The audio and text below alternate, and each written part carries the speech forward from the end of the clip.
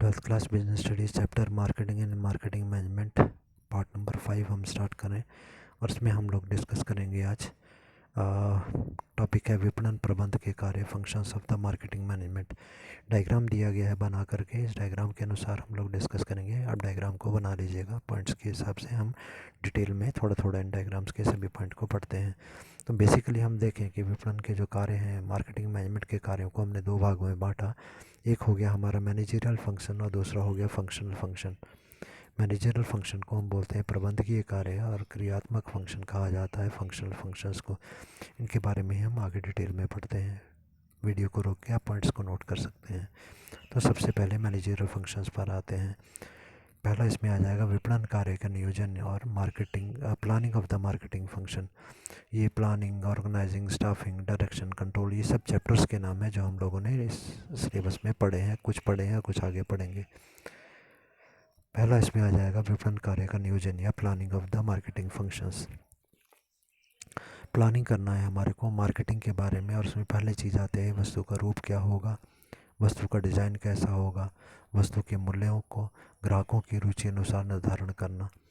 मतलब जब हम वस्तु बनाते हैं तो ग्राहकों की क्या रुचि है, वो किस रूप में वस्तु चाहते हैं, किस डिज़ाइन की वस्तु चाहते हैं, कितने मूल्य की वस्तु चाहते हैं, ये सभी कुछ हम डिसाइड करेंगे। Deciding the shape, design, price and price of the product as per the consumer wishes. Second point है बाजार का निर्धारण, जहाँ उस वस्तु का विक्रय होगा।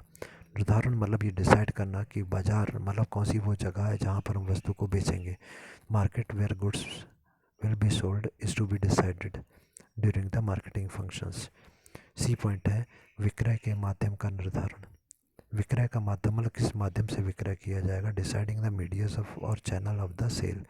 विक्रय का माध्यम हमने वही कहा कि क्या हम खुद वस्तु को बेचेंगे अपनी शॉप्स लगाकर, या एजेंट्स के माध्यम से, होलसेलर के माध्यम से, या मिडलमैन के माध्यम से। डी पॉइंट है निर्णय करना, डिसाइड करना कि किस वस्तु की बाज़ार में, किस वस्तु को बाज़ार में जारी रखना है। मतलब कौन सी वस्तु है जिसे हम बना बना कर बेचते रहेंगे, किसे बाज़ार से हटा देना है। जिस वस्तु को बनाने से हमें घाटा पड़ रहा है उसे बाज़ार से हटाना है, या जिसकी बिक्री नहीं है उसको बाज़ार से हटा लेना है। और कौन सी नई वस्तु लानी है, अगर कोई नई वस्तु लानी है तो उसके बारे में भी प्लान किया जाएगा।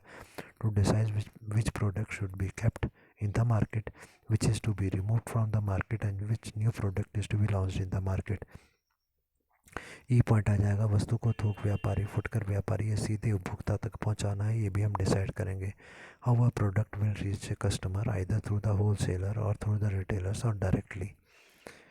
सेकंड पॉइंट हमारा आता है विपणन कार्य का संगठन करना, organisation of the marketing function. कार्य के अनुसार कौन कौन से पद हमने बनाने हैं, क्योंकि अलग अलग कार्य हमारी कंपनी में किए जाएंगे तो कौन कौन सी पोस्ट क्रिएट करनी है हमने, ये सभी डिपेंड करता है संस्था के आकार के ऊपर। यदि संस्था का साइज, संस्था का आकार बहुत बड़ा है तो ज़्यादा पोस्ट बनानी होगी, और यदि हमारी कंपनी का आकार बहुत छोटा सा है तो थोड़ी सी पोस्ट बना के काम चल जाएगा। ऑर्गेनाइजेशन चैप्टर हम पहले डिस्कस कर चुके हैं, वहाँ पर आप ऑर्गेनाइजेशन के बारे में डिटेल में पढ़ सकते हैं। थर्ड पॉइंट है विपणन कार्य की स्टाफिंग या नियुक्तिकरण इसे कहा जाता है। So staffing of the marketing functions. विक्रय प्रबंधक को हमने नौकरी पर रखना है, विक्रयकर्ताओं को हमने नियुक्त करना है नौकरी पर, उनको ट्रेनिंग भी हम लोगों ने देनी है, और कितना वेतन, कितनी सैलरी उनको हमने देनी है, ये भी सभी कुछ निर्धारण किया जाता है, डिसाइड किया जाता है इसमें। अगला है विपणन कार्य का निर्देशन। निर्देश देना हम पढ़ चुके हैं प्रिंसिपल्स ऑफ मैनेजमेंट में, वही यहाँ पर आ जाएगा। विक्रय कार्य के बारे में वर्कर को निर्देश देना, डायरेक्शन के बारे में पूरा चैप्टर हम कर चुके हैं। So directions of the marketing functions. कर्मचारियों को बताना है, निर्देश देना है कि वो कब, क्या, कैसे कार्य करेंगे, कब कार्य करेंगे, क्या कार्य करेंगे, कैसे कार्य करेंगे, और समय अनुसार और आवश्यकता के अनुसार उनको लगातार निर्देश दिए जाएं, लगातार डायरेक्शंस दी जाएं। पांचवा पॉइंट है विपणन कार्य का नियंत्रण और controlling of the marketing functions. बहुत इंपॉर्टेंट चैप्टर, और कंट्रोलिंग के बारे में पूरा चैप्टर हम कर चुके हैं। अधीनस्थों के कार्यों का मूल्यांकन करना। अधीनस्थ मीन्स सबॉर्डिनेट्स, हमारे नीचे जो वर्कर काम करते हैं उन वर्कर्स को हम अधीनस्थ बोलते हैं। तो जो कार्य वो वर्कर कर रहे हैं उनका मूल्यांकन किया जाए, ये देखा जाए कि भाई वो सही प्रकार से कार्य कर रहे हैं या नहीं कर रहे हैं। मूल्यांकन करने मतलब होता है इवैल्यूएशन या चेक करना। सो अधीनस्थों के कार्यों का मूल्यांकन करना, उसको चेक करना, और आवश्यकता के अनुसार, जैसी आवश्यकता है उसके अनुसार हर एक वर्कर की, हर एक डिपार्टमेंट की दुर्बलताएं, कमियां जो हैं उनको नोट करना और उनको दूर करने का प्रयास करवाना और उनमें सुधार करना। ये थे हमारे मैनेजरियल फंक्शंस मार्केटिंग मैनेजमेंट के। अब हम डिस्कस करेंगे फंक्शनल फंक्शंस के बारे में, जिन्हें हम बोलते हैं क्रियात्मक कार्य। क्रियात्मक कार्य के बारे में सबसे पहले विपणन अनुसंधान करना, मार्केट रिसर्च करना। सबसे पहले हम ये जानना चाहते हैं कि ग्राहक क्या वस्तु चाहते हैं, कितनी मात्रा में वस्तु चाहते हैं, कहाँ पर वस्तु चाहते हैं और कब वस्तु चाहते हैं। और हमारे सारे कार्य करने के बाद हमारे जो ग्राहक हैं उनकी प्रतिक्रियाएं क्या हैं, उनके रिएक्शंस क्या हैं, इनका पता लगाना। सेकंड पॉइंट है उत्पाद नियोजन या प्रोडक्ट प्लानिंग। उत्पाद नियोजन मतलब वस्तु के बारे में, उत्पाद होती है, प्रोडक्ट होता है हमारी वस्तु, उसके बारे में नियोजन करना या प्लान करना। अनुसंधान करना, रिसर्च करना कि हमारी वस्तु के नए रूप क्या हो सकते हैं, उनके डिज़ाइन क्या हो सकते हैं और आवश्यक मात्रा का में निर्माण हम वस्तु का कैसे करें। उसके अनुसार जितनी मात्रा में वस्तु चाहिए उतनी मात्रा में ही वस्तु का निर्माण भी करवाएं। थर्ड पॉइंट है वैज्ञानिक क्रय या साइंटिफिक परचेजिंग। वैज्ञानिक तरीके से वस्तु को क्रय करना या ख़रीदना। इसका मतलब ये हुआ जब भी हम वस्तु को ख़रीदते हैं तो उस टाइम पर बहुत सोच समझ के वस्तु को ख़रीदना है। इसी तरीके से इतनी मात्रा में वस्तु ख़रीदें जितनी मात्रा में हमारे को चाहिए और जितनी मात्रा में वस्तु क्रय करके हमें मैक्सिमम डिस्काउंट मिल सके। ये भी सभी ध्यान में रखते हुए वस्तु को ख़रीदना वैज्ञानिक क्रय कहलाता है। तो क्या ख़रीदना है, कितना ख़रीदना है, कब ख़रीदना है, कहाँ से ख़रीदना है, ये सभी चीज़ों के बारे में सोचना और ग्राहकों की रुचि के अनुसार वस्तु को ख़रीदना। जो ग्राहक चाहते हैं वही वस्तु हम खरीद के ग्राहकों को उपलब्ध करवाएं ताकि सही मूल्य पर हम वस्तु को क्रय करें। सही मूल्य मतलब मैक्सिमम डिस्काउंट पर वस्तु को हम क्रय करें ताकि लाभ भी हमारे को अधिक हो सके।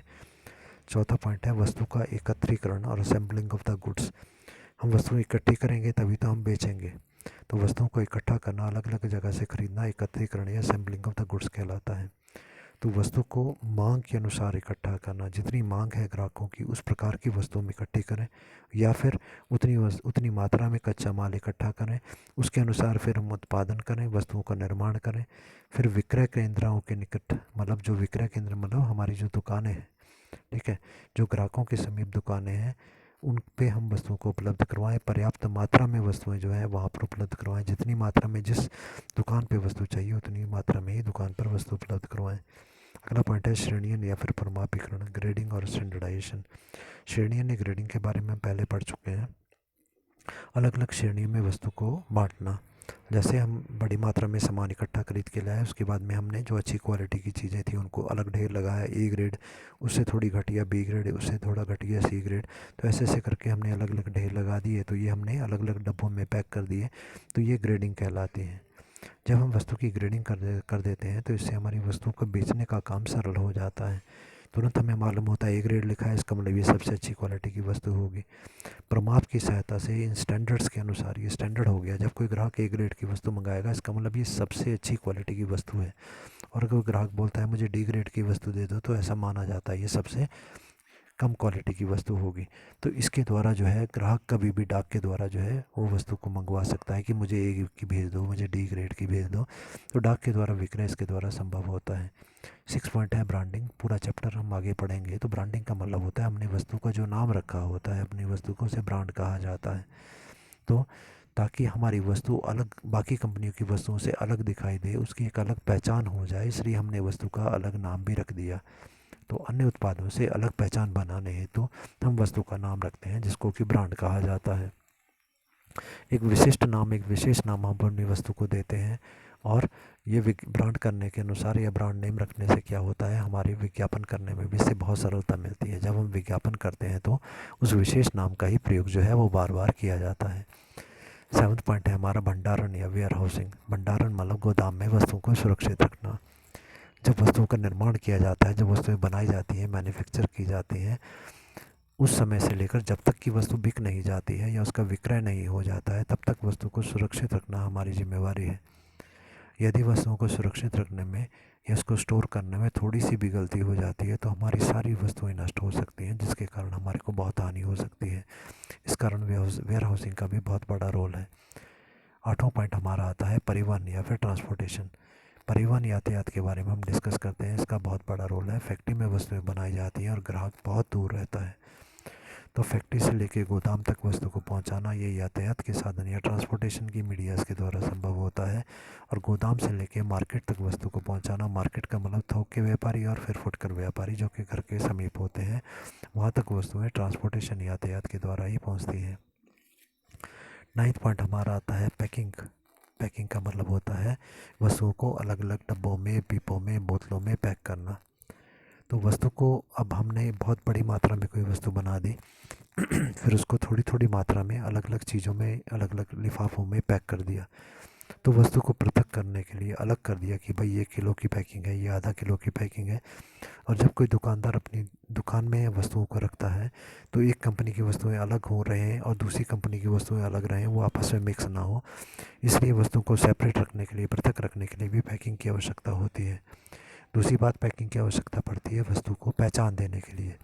पैकिंग को देखकर हम लोग ये पता लगा पाते हैं कि ये वाली वस्तुएं जो है कौन सी कंपनी की हैं। अगला है यातायात हेतु, यातायात के योग्य बनाने हेतु। सामान्यतः वस्तु के ख़राब होने का डर होता है। जब हम उसको अच्छे तरीके से पैक कर लेते हैं तो उसके बाद वस्तु ट्रांसपोर्टेशन में, मतलब ये जब गाड़ी में वस्तु जा रही होती है तो ख़राब नहीं होती। तो इसे हम कहेंगे यातायात हेतु वस्तु को बनाने के लिए पैकिंग की आवश्यकता पड़ती है। पैकिंग के लिए हम लोग डिब्बों का यूज़ कर सकते हैं, बोतलों का, पीपों का, टिन्स का, बोरियों का, प्लास्टिक के बैग्स का यूज़ कर सकते हैं। अगला पॉइंट हमारा आता है मूल्य निर्धारण या फिर प्राइसिंग। मूल्य निर्धारण या प्राइसिंग का मतलब होता है कि जो हमने प्राइस वस्तु का डिसाइड करना है कि कितने में वस्तु बिकेगी। विक्रय प्रबंधक का मुख्य कार्य होता है वस्तु का मूल्य डिसाइड करना। सेल्स मैनेजर हमारा जो होता है उसका ये मेन काम होता है। बहुत सारी चीज़ों को ध्यान में इसमें रखा जाता है कि वस्तु का कितना मूल्य होगा, इसमें वस्तु की लागत आती है, एडवर्टीज़मेंट का खर्चा आता है, ट्रांसपोर्ट का खर्चा आता है, उसके बाद में हमारे जो मिडल मैन है उनका हिस्सा आता है, शेयर आता है, हमारा लाभ आता है, लागत आती है, बहुत सारी चीज़ें। तो यहाँ पर ये भी ध्यान में रखा जाना चाहिए कि जब हम वस्तु को बेचेंगे उस टाइम पर हमारे को कुछ डिस्काउंट देना है, कुछ छूट भी देनी है। वो छूट क्या होगी और कितनी मात्रा में होगी, ये भी हमें बीच में ध्यान में रखना है। अगला पॉइंट हमारे को दिया गया अधिकार का स्थानांतरण या ट्रांसफ़र ऑफ द टाइटल। जब एक बार हमारी वस्तु बिक जाती है तो वस्तु के बिक जाने पर विक्रयकर्ता या सेल्समैन ये जो होता है या दुकानदार जो होगा वो उस वस्तु के अधिकार पत्रों को तैयार करता है और उसकी स्पुर्दगी ग्राहक के नाम पर कर देता है। कहने का मतलब जिस समय वस्तु दुकान पर पड़ी थी तब उसका मालिक जो था दुकानदार था, वस्तु के बिक जाने के बाद उसका मालिक जो है वो ग्राहक हो गया। इसलिए दुकानदार जो है वो बिल बनाकर ग्राहक को देता है ताकि ग्राहक के पास कुछ प्रमाण रहे कि मैंने दुकानदार से वस्तु को क्रय किया है। अगला पॉइंट हमारा आ जाता है विज्ञापन या एडवर्टीज़मेंट। पूरा चैप्टर हम इसके बारे में पढ़ चुके हैं कि लोगों को वस्तु के ब्रांड के बारे में बताना, हमारी कंपनी का ब्रांड क्या है, उसका नाम क्या है, क्या वस्तु है ये, ठीक है, वस्तु के बारे में बताना, ब्रांड के बारे में बताना। या फिर यदि हमारी कंपनी कोई सेवा उपलब्ध करवाती है, कोई सर्विस देती है तो उसके बारे में बताना। विज्ञापन के माध्यम से हम अपनी संस्था, अपनी कंपनी के बारे में भी बताते हैं। विज्ञापन के माध्यम से हमारी कंपनी के क्या विचार हैं वो भी हम लोगों को बताते हैं। सो विचार के बारे में लोगों को अवगत कराना। ग्राहकों को आकर्षित करने हेतु भी विज्ञापन का प्रयोग किया जाता है और इसके लिए हम दृश्य, श्रव्य संदेश प्रसारित करते हैं। दृश्य मतलब जिसे देखा जा सकता है, जो टीवी इत्यादि पर हो सकते हैं, टीवी न्यूज़पेपर में हो सकते हैं, मैगज़ीन में हो सकते हैं, विज्ञापन बोर्ड में हो सकते हैं। श्रव्य का मतलब जिसे सुना जा सके, किसी गीत के रूप में हो सकते हैं, बोले हुए डायलॉग्स हो सकते हैं, ये सारे संदेश। या फिर हम लिख करके देते हैं, जैसे न्यूज़पेपर, मैगज़ीन, बोर्ड्स पे हो गए, या फिर प्रसारित किए जाते हैं, ब्रॉडकास्ट किए जाते हैं टीवी इत्यादि पर, रेडियो इत्यादि पर। नेक्स्ट पॉइंट हमारा आता है वित्त प्रबंधन या फिर फाइनेंसिंग। वित्त का मतलब पैसा है, उसका प्रबंध का मतलब उसकी व्यवस्था करना, इंतजाम करना। मार्केटिंग की विभिन्न क्रियाओं में आने वाला जो खर्चा होता है उसका निश्चय किया जाता है कि भाई मार्केटिंग में हम जो भी क्रियाएं करेंगे, वस्तु को बेचने के लिए जितना भी हमने खर्चा कार्य करना है उसके लिए ऊपर कितना खर्चा हमारा आएगा, इसका निश्चय करना, मतलब ये डिसाइड करना कि हम इतना खर्चा करेंगे। कितनी मात्रा में उधार विक्रय हमने करना है ये भी यहाँ पर डिसाइड किया जाएगा। हम इतना उधार बेचेंगे, इतना नकद बेचेंगे, क्योंकि ये भी धन से संबंधित होता है। कितने दिन भुगतान के लिए हमने देने कि भाई इतने दिन का ही उधार समय हम देंगे, इससे अधिक नहीं देंगे। और उधार की वसूली कैसे करनी है, यदि उधार हमने सामान बेचा और नहीं पैसा आता तो कैसे उसको वसूल करना, ये सभी प्लानिंग इसमें की जाती है। 14 पॉइंट हमारा है जोखिम उठाना और रिस्क टेकिंग। मूल्यों में बहुत ज़्यादा उतार चढ़ाव आते रहते हैं। जब हमने वस्तु का निर्माण कर लिया और वस्तु का हमने क्रय कर लिया तो उसके बाद में जब तक कि वस्तु को ग्राहक क्रय नहीं कर लेता है तब तक जो भी मूल्य में उतार चढ़ाव आते हैं वो सारे ही उतार चढ़ाव हमें ही सहन करने होंगे। यदि फैशन में परिवर्तन हो जाता है, फैशन में कोई चेंज हो जाता है, उसके कारण अगर वस्तु नहीं बिक पाती, वो जोखिम भी हम सहन करेंगे। वस्तु की मांग में परिवर्तन हो जाता है, ग्राहक अब दूसरी प्रकार की वस्तु की मांग करने लगते हैं, वो परिवर्तन की हानि भी हम सहन करेंगे। यदि अनुचित प्रतिस्पर्धा हो जाती है, अनहेल्दी कंपटीशन प्रारंभ हो जाता है और उसके कारण जोखिम होता है, वही भी हम ही सहन करते हैं। वितरण क्षेत्र में यदि कोई परिवर्तन का जोखिम हो जाता है, वो भी हमने सहन करना होता है। तो ये सारे जोखिम हम सहन करते हैं, परंतु यदि हम सही प्रकार से पूर्वानुमान लगाते हैं, एस्टीमेट लगाते हैं और यदि हम अपनी कंपनी का बीमा करवा लेते हैं तो इससे जोखिमों को कम किया जा सकता है। नेक्स्ट पॉइंट आता है सेवा कार्य या सर्विसिंग। सेवा कार्य का मतलब होता है वस्तु की बिक्री हो जाने के उपरांत, जैसे गारंटी वारंटी इत्यादि देना, कुछ समय पर फ्री सेवाएं देना, ये सभी कार्य इसमें शामिल होता है। अगला टॉपिक इसमें आता है उत्पाद या फिर प्रोडक्ट। उत्पाद या प्रोडक्ट का मतलब है जो वस्तु हम बनाते हैं, जो कि वस्तु हम ग्राहकों को बेचते हैं और बेच करके लाभ कमाते हैं, उसे प्रोडक्ट कहा जाता है। वस्तु क्या चीज़ होती है? वस्तु वो होती है जो कि ग्राहकों की आवश्यकता को संतुष्ट कर सके, उसे वस्तु कहा जाता है। इसमें वस्तु भी शामिल होती है, बैंकिंग की क्रियाएं भी शामिल होती हैं, बीमा भी इसमें आता है, शिक्षा भी इसमें आता है, स्वास्थ्य भी इसमें आता है, विचार भी इसमें आते हैं और सूचना। यदि हम किसी को पैसे देकर कोई सूचना ले रहे हैं तो वो भी हमारे लिए वस्तु ही होगी। हर वो चीज़ जो कि क्रेता के लिए महत्वपूर्ण होती है वही हमारे लिए वस्तु या उत्पाद कहलाती है। Anything that can be of the value to the buyer can be termed as product. जिसे भी जो भी ग्राहक के लिए महत्वपूर्ण है, जिसे ग्राहक क्रय करना चाहता है, वो प्रोडक्ट कहलाती है या वस्तु कहलाती है, उत्पाद कहलाती है। उत्पाद क्या है? उपयोगिताओं का समूह होता है। It's a bundle of the utilities. एक वस्तु है जिसकी कि बहुत सारी यूजेस हो सकते हैं, उपयोग हो सकते हैं, तो उन सब का ये समूह होता है। तो वस्तु को दो अर्थों में लिया जा सकता है। एक संकीर्ण रूप में यदि हम बोलें, नैरो, इसकी डेफिनेशन क्या हो सकती है?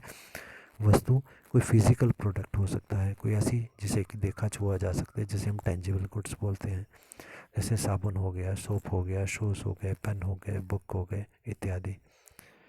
विस्तृत अर्थ में या ब्रॉड सेंस में यदि हम प्रोडक्ट की बात करते हैं तो हर वो ब्रांड की अलग अलग, यदि हमने एक ब्रांड की कोई चीज़ थी और उसको अलग अलग साइज़ में पैक कर दिया, ठीक है, जैसे आधे किलो की पैकिंग होगी, 1 किलो की होगी, 1.5 किलो की होगी, 2 किलो की पैकिंग हो गई, तो ये सभी अलग अलग पैकिंग भी अपने आप में अलग अलग वस्तुएं हैं, ठीक है।